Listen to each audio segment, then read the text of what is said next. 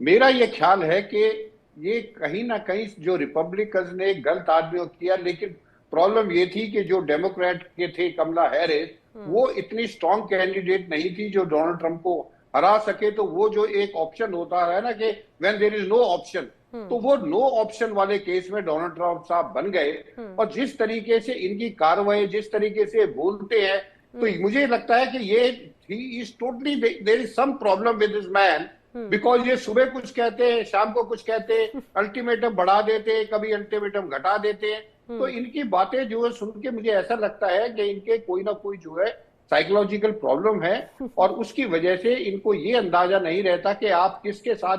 कभी ये मैक्रोन साहब की जो है मिमिक्री करते हैं, कभी कहते हैं कि his wife is not treating him well.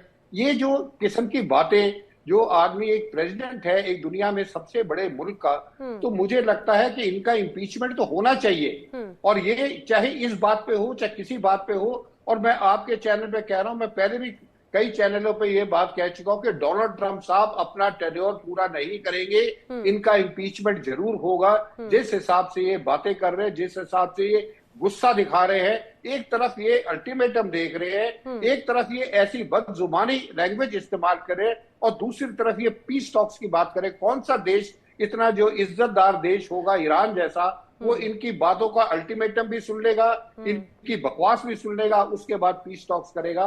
तो नैना जी, आने वाले समय में it will be much better for the American कि इनको इम्पीच किया जाए और जेडी वेंस को ले आया जाए। जेडी वेंस जो है मुझे लगता है एक तो यंग प्रेसिडेंट है, आने वाला उनका फ्यूचर बहुत है, और दूसरा चीज है he is the only man इनके जो है डोनाल्ड ट्रंप की एडमिनिस्ट्रेशन में who was totally against this war from day one.